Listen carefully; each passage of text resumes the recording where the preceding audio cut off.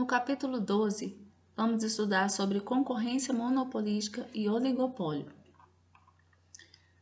Na concorrência monopolística, tem como principais características a existência de muitas empresas.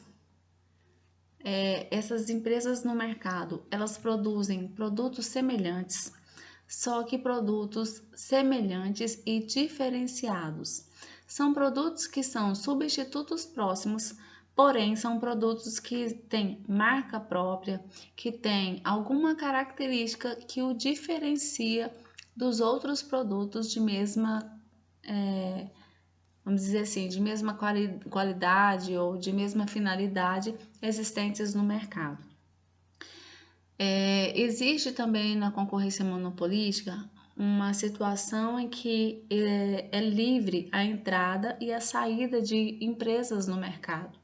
Não existem barreiras à entrada. Qualquer empresa que queira entrar nesse mercado ou que queira sair desse mercado tem uma facilidade para entrar ou sair do mercado.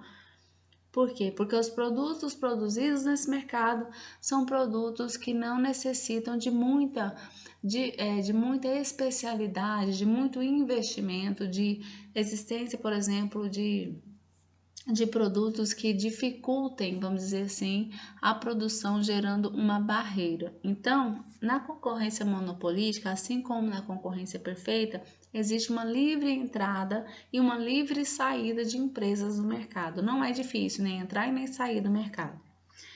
E, como já foi dito, os produtos produzidos no mercado em concorrência monopolística são produtos diferenciados, mas são altamente substitutos entre si.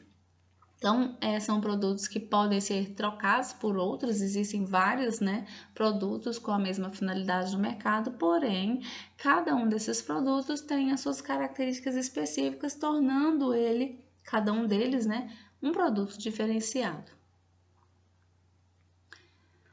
E com relação, como a gente está falando em concorrência monopolística, apesar de haver uma concorrência, as empresas ou algumas empresas desse mercado têm um certo poder de monopólio, ou seja, têm um certo domínio sobre o mercado e devido a esse domínio, essas empresas ou uma ou algumas empresas têm a possibilidade de determinar o preço que ela cobra pelo seu produto. Como o seu produto é diferenciado, apesar de ter um monte de outras empresas que produzem a mesma coisa, as diferenças e as características específicas daquele produto tornam, vamos dizer assim, o estabelecimento do preço uma prerrogativa da empresa e não uma prerrogativa do mercado. Então, as empresas têm, de certo modo, um poder de monopólio.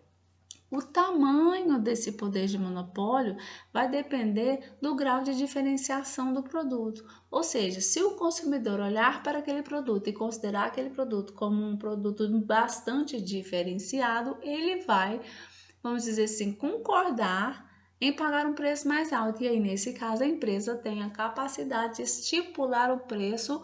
E quanto maior essa diferenciação, maior é o poder e mais ela pode colocar um preço do produto num valor mais elevado.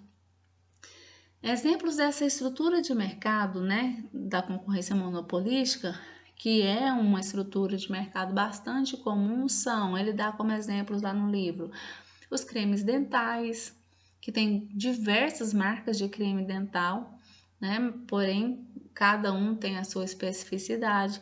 Os sabonetes, tem uma infinidade de marcas de sabonetes, mas cada um tem as suas características específicas, seu diferencial. Os remédios antigripais também são produtos diferenciados, mas são produtos altamente concorrenciais. Existem vários outros produtos sendo disponibilizados no mercado. E quanto maior for a preferência, ou seja, a diferenciação do produto, maior vai ser o preço desse produto. É isso que indica o poder de monopólio da empresa. Então, como que funcionaria uma empresa monopolisticamente competitiva no curto e no longo prazo? Se a gente olhar essa primeira parte do gráfico aqui, nós estamos analisando o curto prazo. Na segunda parte do gráfico seria uma análise de longo prazo. No curto prazo, nós temos para esse produto uma demanda negativamente inclinada, dizendo que o produto é diferenciado e que existe um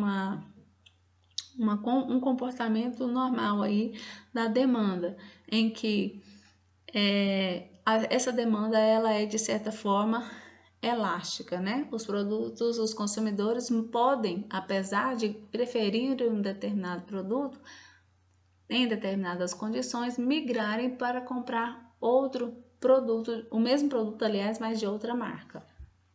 Então, a demanda é negativamente inclinada, e aqui nós temos em azul escuro a curva da receita marginal. Nós temos nesse laranja mais claro a curva do custo médio e no laranja mais escuro a curva do custo marginal. Nós já sabemos que para maximizar o lucro, a empresa ela vai produzir uma quantidade que corresponda ao ponto onde a sua receita marginal seja igual ao seu custo marginal, que está aqui.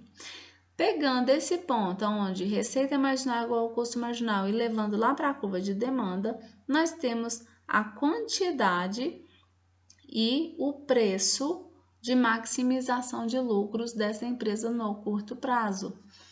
Se a gente faz essa análise, o que a gente identifica aqui?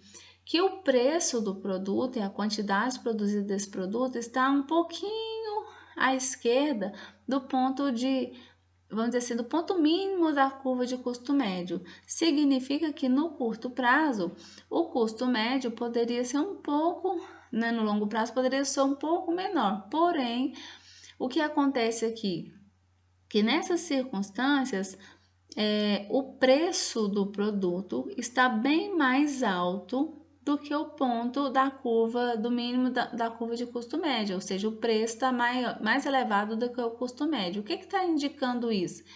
Que quando eu tenho um custo médio menor do que o preço que eu estou vendendo o produto, então eu tenho um lucro. Então, esse retângulo aqui está representando o lucro da empresa no curto prazo, no mercado monopolisticamente competitivo. Então, num mercado monopolisticamente competitivo, no curto prazo, as empresas que têm poder de mercado têm lucro porque o preço que ela vende o produto no mercado é maior do que o custo médio de produção de cada unidade do produto.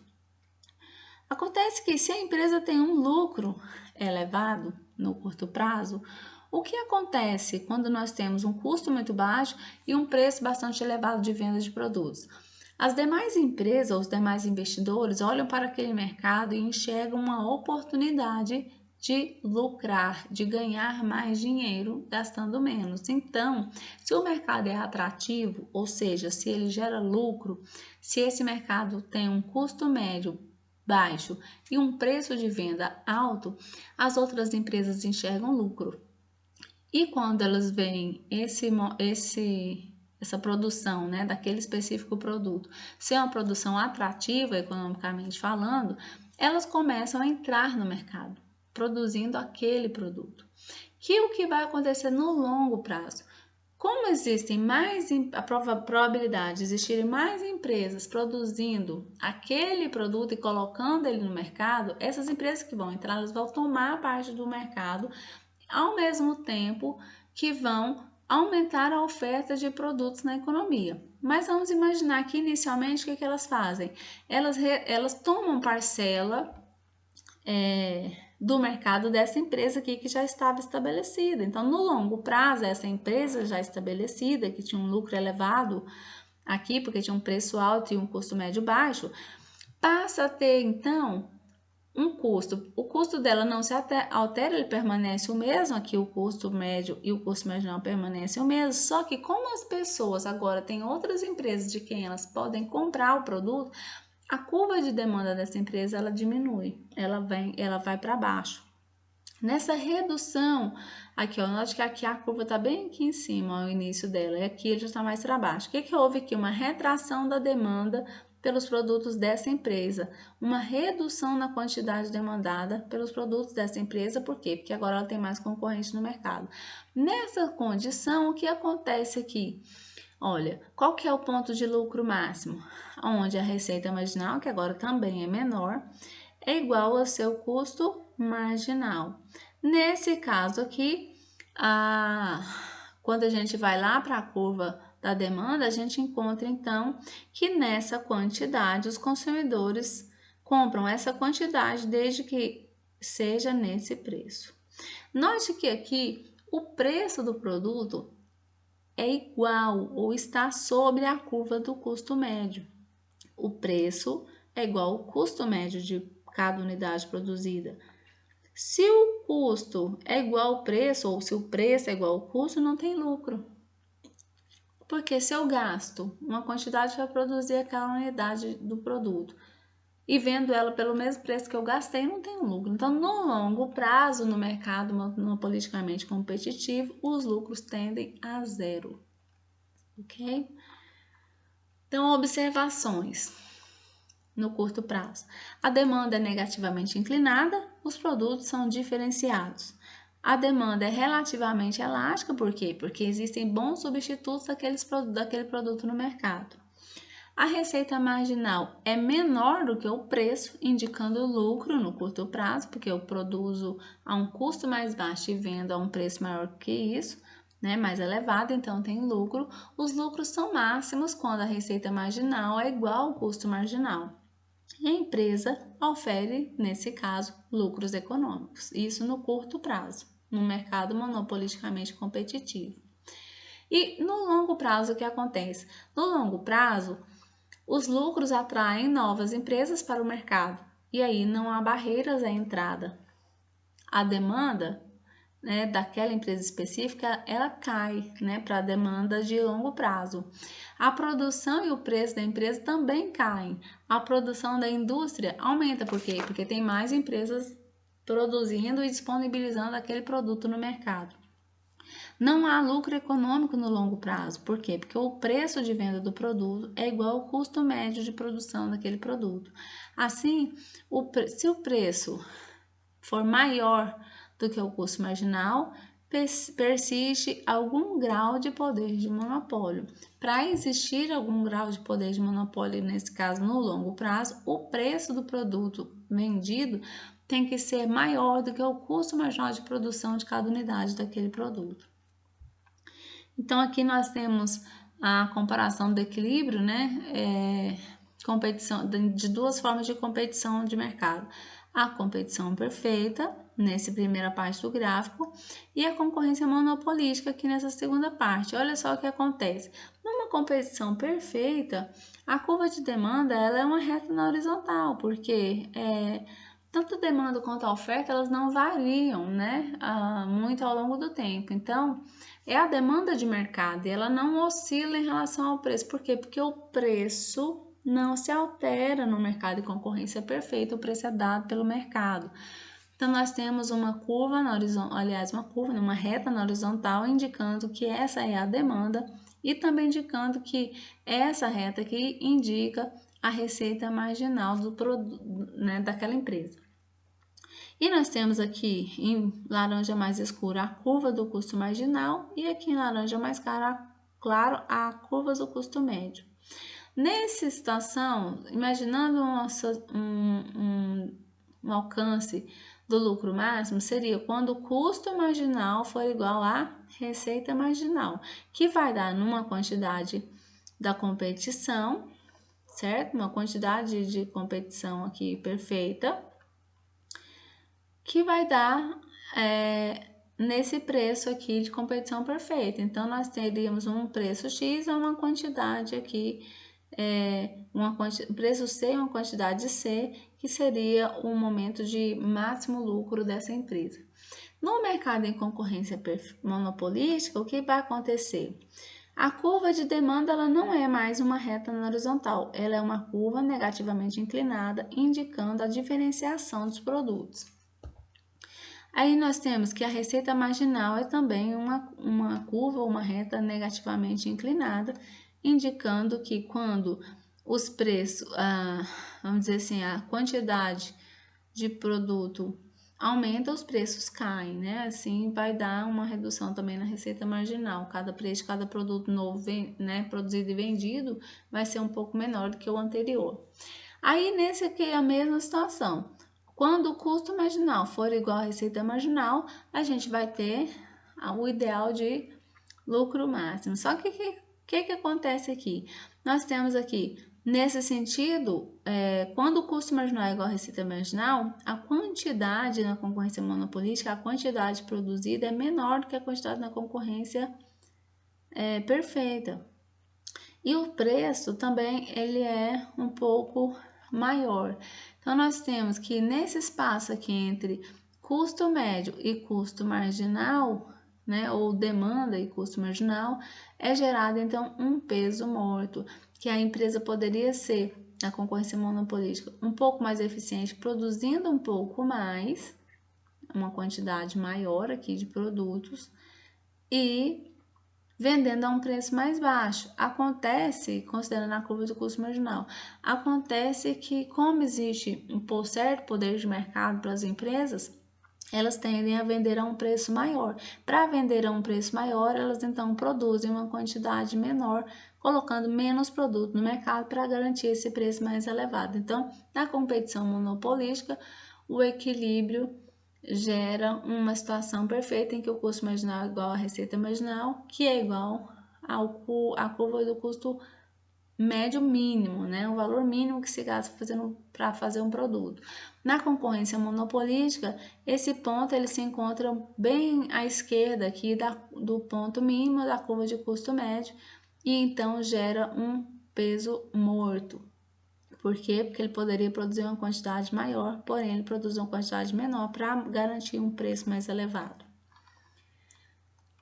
Então, com relação a isso, que seria referente à eficiência econômica, a existência do poder de monopólio, né, ou seja, a existência da diferenciação dos produtos, implica um preço mais elevado do que na competição perfeita. Se o preço diminuísse até o ponto onde o custo marginal é igual à demanda, o excedente total aumentaria, né, vamos dizer assim, na magnitude desse triângulo amarelo aqui, que seria o peso morto. Porém, como isso não acontece, a gente acaba tendo uma ineficiência econômica, sendo que a empresa poderia produzir muito mais a um custo muito menor. Porém, por estar numa concorrência monopolística, para garantir um preço mais elevado no mercado, ela produz uma quantidade menor de produtos. Apesar de não haver lucro econômico no longo prazo, nesse caso, a empresa não produz no ponto de custo médio mínimo e há então o que eles chamam de um excesso de capacidade. A empresa tem capacidade operacional para produzir mais, porém, para manter o preço elevado, ela produz uma quantidade menor do que a capacidade que ela tem. E isso gera o que a gente chama de ineficiência econômica. Aí ele faz algumas perguntas aqui, né? Se o mercado se tornasse competitivo, ao invés de um mercado monopolisticamente competitivo, o que aconteceria com o nível de produção e o nível de preço? Nesse caso, observando até visto no gráfico anterior, haveria uma queda de preço e uma elevação dos níveis de produção, caso esse mercado, ao invés de ser concorrência monopolística, fosse um mercado em concorrência perfeita. A competição monopolística deveria ser regulada? Bom, normalmente a resposta nesse caso aqui seria não. Não é interessante regular uma concorrência monopolística, porém devem ser estabelecidas algumas normas, né, para que as empresas possam diferenciar os seus produtos, contudo sem enganar o consumidor ou sem incorrer em erros aí em relação aos direitos do consumidor. Qual é o grau de poder de monopólio? Esse grau de poder de monopólio vai depender da diferenciação do produto. Então, se o produto for um produto bastante diferenciado, que o consumidor olha para aquele produto e veja nele um produto diferente, que vai trazer para ele um status, um bem-estar, uma qualidade, uma satisfação maior vai ser o grau de poder de monopólio daquela empresa, né, que produz aquele produto específico. E qual é o benefício da diversidade de produtos? O benefício é exatamente esse, você ter uma diversidade de produtos que satisfazem a mesma finalidade. Então, você tem diversas marcas, diversos modelos, diversas cores, diversas possibilidades de consumir algo que vai satisfazer uma determinada necessidade. Só que dentre essa gama de produtos disponíveis, geralmente o consumidor escolhe um que para ele é o preferido. E aí essa empresa, caso ela tenha uma grande parcela dos consumidores preferindo aquela marca dela, ela vai ter então um poder de monopólio um pouco mais, um grau um pouco mais elevado. Se a gente considerar então essa análise em referente ao exemplo que ele dá no livro, que ele fala sobre dois produtos. O primeiro produto é refrigerantes do tipo cola e o segundo produto é café moído. Então, se a gente pega aqui os refrigerantes, a Royal Crown e a Coca-Cola. Então, olha só, a elasticidade da demanda do Royal Crown é de 2,4, enquanto que da Coca-Cola varia de 5,2 a 5,7. O que dá para observar aqui? Que a elasticidade ou a sensibilidade a variações no preço desse produto pelos consumidores é muito maior, a sensibilidade em relação à Coca-Cola, do que em relação ao Royal Crown. Porque o que acontece aqui? Com esse produto aqui, o Royal Crown, ele tem um gosto mais peculiar, mais específico. Quem consome esse produto tende a ter uma resistência em trocar, porque gosta daquele. Agora, com relação à Coca-Cola, a Pepsi ou algum outro, apesar da Coca-Cola ser geralmente a preferida, não há uma diferenciação tão acentuada assim e as pessoas podem se substituir, por exemplo, a Coca-Cola pela Pepsi ou por algum outro produto aí, algum outro refrigerante de cola. Então, nesse caso, se a gente fosse dar um exemplo brasileiro, eu não sei se vocês já tomaram, mas a ideia aqui é mais ou menos essa. Tem um Guaraná que chama Guaraná Jesus. É um Guaraná que antes era produzido no Maranhão e só podia ser vendido naquele estado. É um Guaraná que a característica visual dele, ele é um líquido cor-de-rosa com gosto de chiclete e que era produzido no Maranhão, mas a Coca-Cola comprou essa fábrica do Guaraná Jesus, que é o nome dele, e o Guaraná Jesus, que é esse refrigerante rosa e com gosto de chiclete, foi comprado pela Coca-Cola e aí é distribuído hoje no Brasil inteiro. O que acontece aqui? Entre a Coca-Cola, que tem outros refrigerantes cola, e o Guaraná Jesus, que não tem outros substitutos, a elasticidade daqueles consumidores que compram o Guaraná Jesus, que consomem aquele produto, é muito menor do que a elasticidade de quem toma Coca-Cola, porque o gosto característico daquele específico refrigerante é tão acentuado que quem gosta, gosta mesmo, e não tem a opção de substituir. Então, a ideia da análise aqui, apresentada no livro, é exatamente esse, identificar como que os consumidores se comportam diante das especificidades de cada produto, da diferença, da diferenciação das marcas. Então, se a gente fosse aqui para o café moído, a gente teria que esse Hills Brothers e esse Maxwell House tem uma elasticidade muito grande, ou seja, os consumidores podem substituir facilmente esses produtos, enquanto que esse Chase Sanborn ele tem uma elasticidade um pouco menor, indicando que devido ao sabor característico dele, os consumidores são menos elásticos, são menos sensíveis a variações de preço desse produto. E isso vai gerar o seguinte: quanto menor a elasticidade, maior é o poder de mercado do produto. Por quê? Porque os consumidores realmente querem aquele produto. O que não quer dizer que aquela empresa que tem um alto poder de mercado, vamos dizer assim, alta elasticidade, aliás, elasticidade da demanda reduzida, não quer dizer que ela vai ser a mais lucrativa do mercado. Se a gente pega, por exemplo, esse daqui da Royal Crown e da Coca-Cola, o Royal Crown geralmente são poucos consumidores que gostam desse produto, mas quem gosta, gosta mesmo. Então, eles têm demanda inelástica, variam muito pouco, não substituem esse produto por outro. Porém, o mercado é menor do que o mercado dos consumidores de Coca-Cola. Então, os consumidores da Coca-Cola têm uma elasticidade, vamos dizer assim, mais acentuada. Então, apesar disso, a Coca-Cola é tão grande, ela tem uma parcela tão grande do mercado, que mesmo tendo um poder de mercado devido à elasticidade menor do que o Royal Crown nessa análise, ela tem uma lucratividade maior. Então, não é só olhar se tem um poder de mercado, a gente tem que olhar se a empresa tem poder de mercado, né? Qual é a elasticidade do produto dela, se essa elasticidade representa algum poder de mercado, mas além disso tem que olhar também qual é a fatia, né, o tamanho do mercado que aquela empresa engloba, e a partir daí a gente pode identificar se ela é lucrativa ou não, ou se é mais ou menos lucrativa do que outra. Nesse caso aqui foi uma pesquisa realizada com esses produtos e foram identificadas essas elasticidades e a partir daí feita a análise a respeito do poder de mercado e da lucratividade dessas empresas.